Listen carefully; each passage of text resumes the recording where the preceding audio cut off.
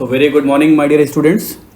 Today we are going to start the lecture number 13 of engineering mechanics, and in this series of video lectures we will study the concept of centroid of lines, surfaces and bodies. तो चलिए देखते हैं पहला case, how to calculate the centroid of a one dimensional body, जिसमें मैंने जो body consider किया है that is a simple thin wire. तो फिगर के माध्यम से समझते हैं. This blue color line is representing a thin wire of uniform cross-sectional area and constant density. So let me write this is as an assumption. What? Density of a wire is equal to constant, and this wire is of uniform cross-sectional area.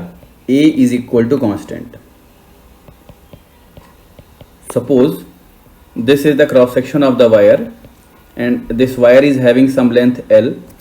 This is the length L and this is the area A. So volume of the wire will be equal to what? A into L. Very good. तो analysis के लिए क्या करते हैं, I am assuming that this wire is composed of number of small segmental elements of length DL. कैसे?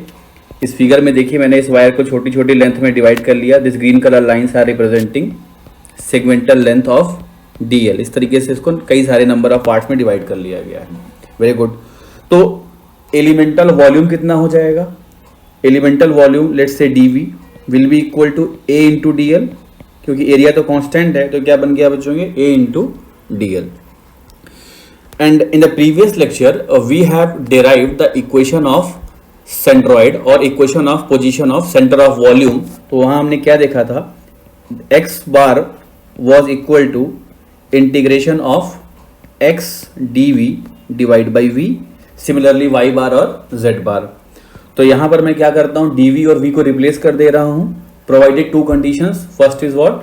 Density of the material is constant, that is isotropic material, and the second assumption what I have taken, area of the wire is uniform, that is prismatic wire, uniform cross section.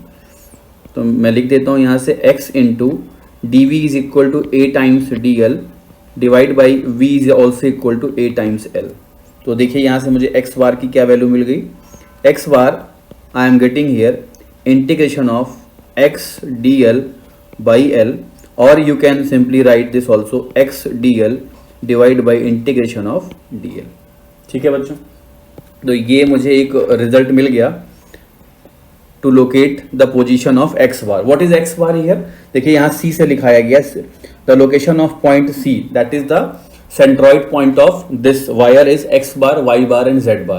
तो x bar क्या है? Location of centroid from either y axis you can say or from z axis. Similarly y bar and z bar also. ठीक है, very good. तो अब अगर मैं इसको y bar के लिए लिखूं या z bar के लिए लिखूं, तो एक्सप्रेशन आप लिख सकते हैं.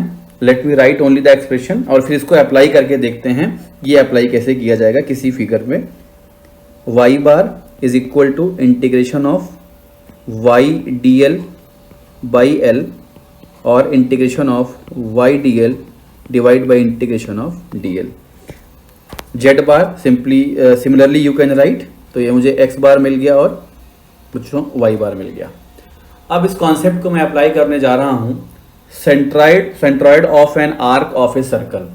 तो इस पर अप्लाई करने से पहले just you understood about this figure again. जिस फिगर को मैंने दिखाया यहाँ x, y और z तीन एक्सिस दिखाई गई हैं. वायर जिसकी टोटल लेंथ क्या है? L है. यहाँ लिख देता हूँ, यहाँ पर एक लाइन और, L is equal to length of wire. Length of wire. ठीक है. A is the cross sectional area of the wire जो कि कांस्टेंट था. डेंसिटी ऑफ द वायर वो भी कांस्टेंट बनी हुई है.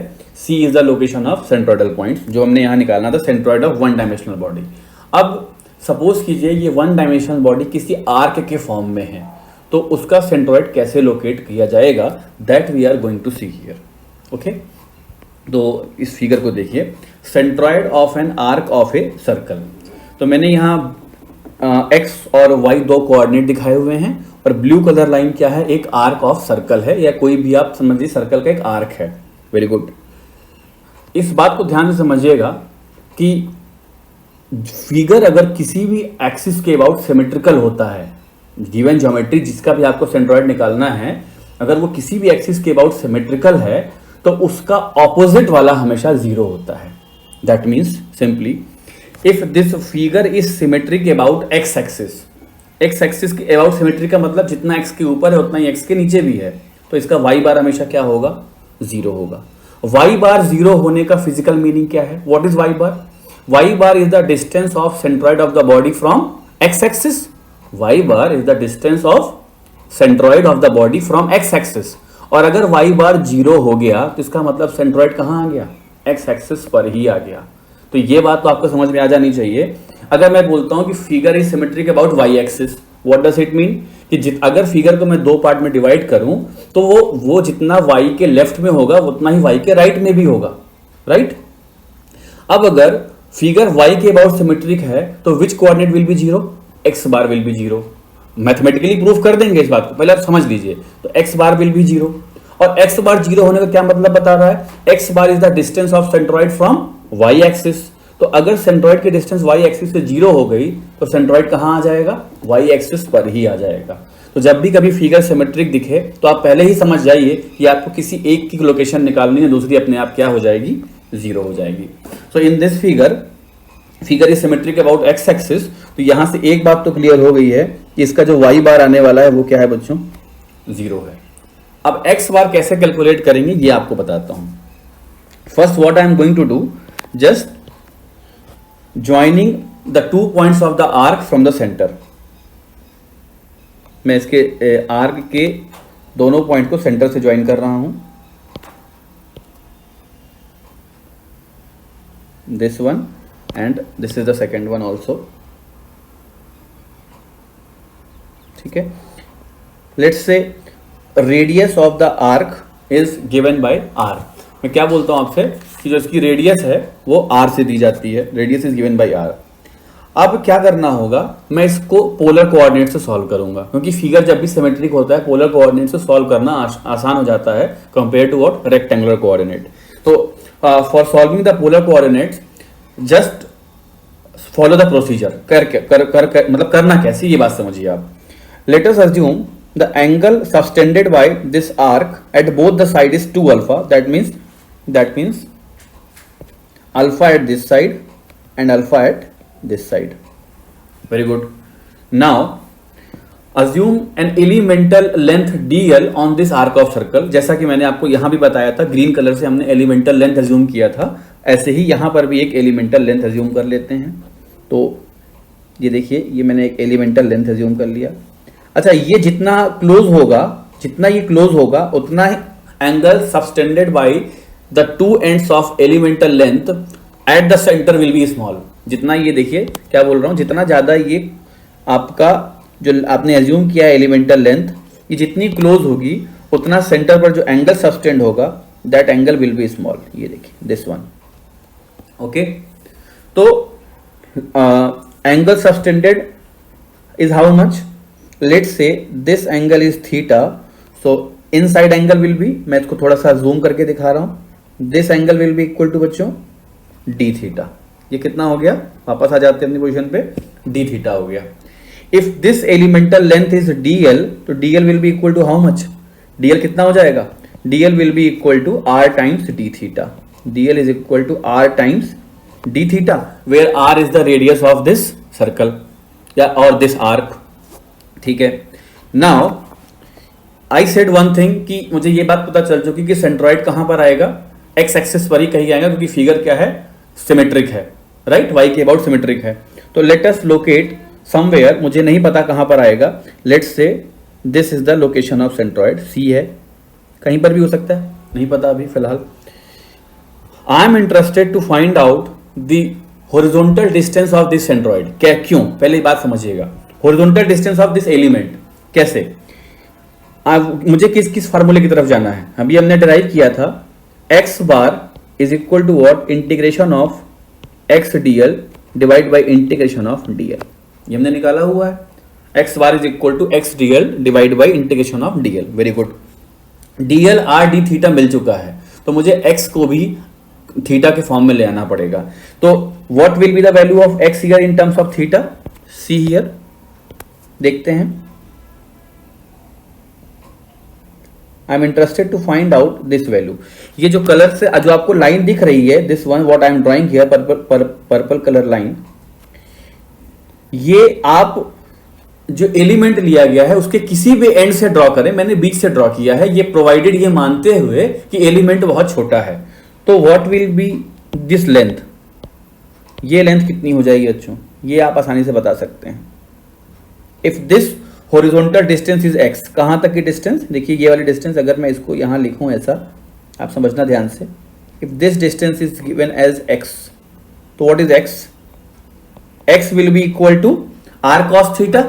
अगर आप ये ट्रायंगल देखिए दिस वन, और अगर ये लाइन जा रही है, this is also a radius, क्योंकि ये बहुत छोटा एलिमेंट है, तो आप किसी भी, चाहे ग्रीन लाइन को आप देखिए, ग्रीन लाइन को डाउन देखिए या मिड लाइन देखिए, all are having the same radius r। तो क्या हो जाएगा, cos theta is equal to x divide by r, x is equal to r cos theta. Very good. Now putting the value of x in the given equation, तो let this is equation number 1, let me take some lighter colour. x is equal to what, यहां हो गया बच्चों r cos theta multiplied by r d theta divide by r times d theta. Now important thing is the limit of integration. तो देखो ये arc कहां से कहां वेरी कर रहा है, x के नीचे वाली जो लाइन है, x के नीचे माइनस होगा और x के ऊपर क्या होगा, प्लस होगा। That means this is varying from angle minus alpha to angle plus alpha. कहां से कहां वेरी कर रहा है ये आर्क, अगर मैं इस आर्क को आगे की ओर बढ़ाऊं, ऐसे मैं आगे की ओर ले जाऊं, तो ये यहां कहीं मिलेगा जाकर के, राइट। तो ये एंगल कितना हो जाएगा, देखिए जो रेड कलर एंगल है, दिस विल बी हियर, वैसे तो 90 दिख रहा है, बट हम ये नहीं जानते ना आर्क कितना बड़ा हो सकता है। तो अगर मैं टोटल वर्टिकल लाइन पे आ जाऊंगा तो हम 90 हो जाएगा, बट अदरवाइज ये माइनस अल्फा से कहां वेरी कर रहा है, प्लस अल्फा। तो मैं इस चीज को हटा देता हूं जो मैंने डॉटेड लाइन से दिखाया है, अभी इसकी जरूरत नहीं है। तो angle I am writing this is minus alpha to alpha, similarly here minus alpha to alpha. Very good. Now x bar will be equal to, see r square divide is coming to be out, minus alpha to alpha, it became cos theta d theta divide by, this is r is coming to be out, minus alpha to alpha into d theta।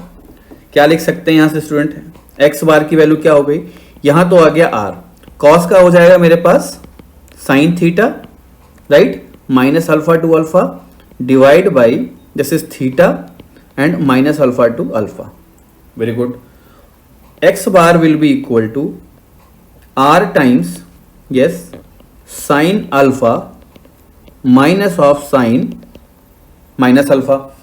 let me write this thing, इसको मैं यहां लिखता हूं इधर left side में, this I am writing here, यहां पर देखिए x bar is equal to r times sin alpha minus sin of minus alpha and divide by here alpha minus minus alpha. तो आप सिंप्लीफाई कर लीजिए, you will get what, r sine alpha by alpha. मुझे क्या मिल गया बच्चों, centroid of an arc of circle, centroid of an arc of circle जो कि एक लाइन के फॉर्म में था, इसका मुझे सेंट्रॉइड मिल गया, r sine alpha by alpha. Very good. अब अगर आप अल्फा की वैल्यू को वेरी कराते चले जाएं तो you can get the value of various segment.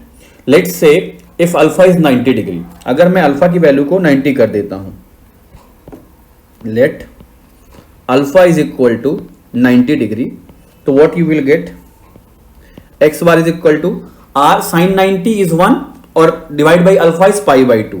तो ये हो गया आपके पास R into 1 divide by pi by 2, that is what 2r by pi हो जाएगा। ठीक है।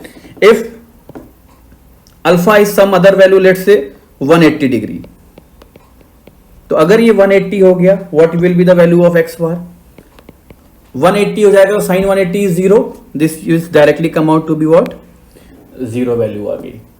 अगर एक्स बार की वैल्यू 0 है, इसका मतलब क्या हो गया, वाई बार भी 0 था, एक्स बार भी 0 हो गया।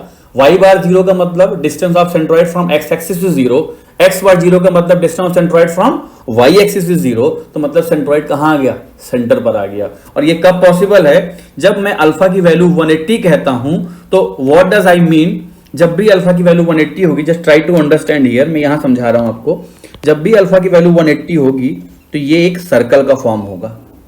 जब भी अल्फा 180 होगा तो देखो ये आर्क पूरा जो था वो एक सर्कल का फॉर्म ले लेगा। That means it was my y axis और ये बच्चों क्या था, एक्स एक्सिस था। तो अब 180 से घुमाने का मतलब हो गया 180 इधर और 180 इधर, तो सेंट्रोइड कहां आ गया, बिल्कुल सर्कल के सेंटर पर आ जाएगा। जब मैं बात करता हूं अल्फा की वैल्यू 90 है, अल्फा की वैल्यू 90 का मतलब क्या हो गया, देखिए ये कुछ ऐसा फिगर हो गया। This is a kind of what, semi circular arc. और इस केस में मुझे जो भी आर की वैल्यू मिली, जो भी सेंट्रॉइड की वैल्यू मिली, दैट वाज, अभी मैंने कैलकुलेट किया, it was 2r/π।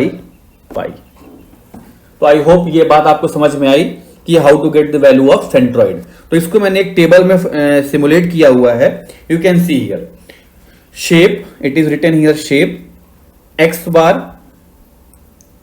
and y bar and this is the length of that particular arc। तो सबसे पहले क्या बात की गई है, quarter circle arc. First case is quarter circle arc, दूसरा केस मैंने बात किया है semi circular arc, and third is arc of circle. तो आर्क ऑफ सर्कल से स्टार्ट कीजिए। आर्क ऑफ सर्कल अभी आपने डिराइव किया, that we have calculated r sin alpha by alpha, it is the value of x bar, आप देख सकते हैं।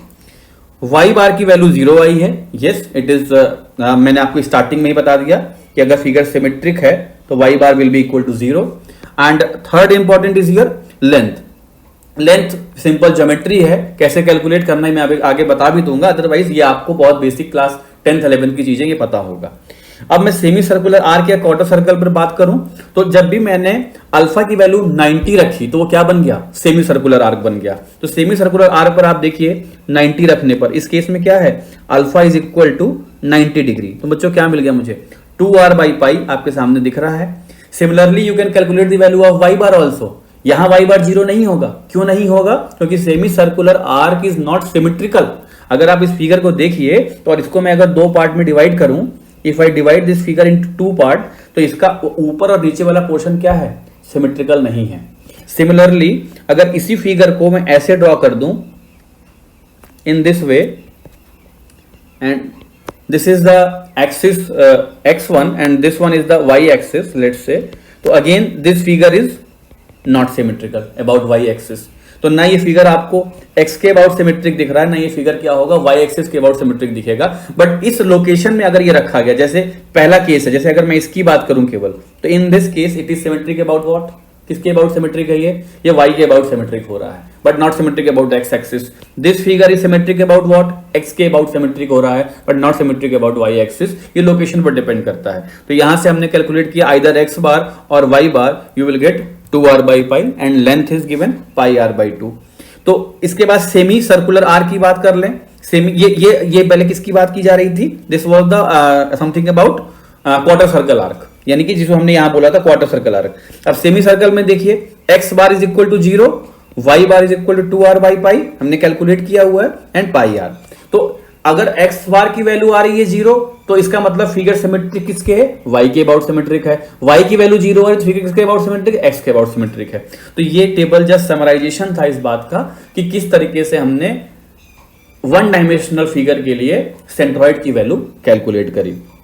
अब मैं आपको अपने नेक्स्ट लेक्चर में ये बात क्लियर करूंगा how to calculate the centroid of 2 dimensional figure. तो just centroid of a 2 dimensional body that is need to be clear, वो मैं आपको अपने नेक्स्ट लेक्चर में पढ़ाता हूं। Till then you revise this well and take care. Thank you.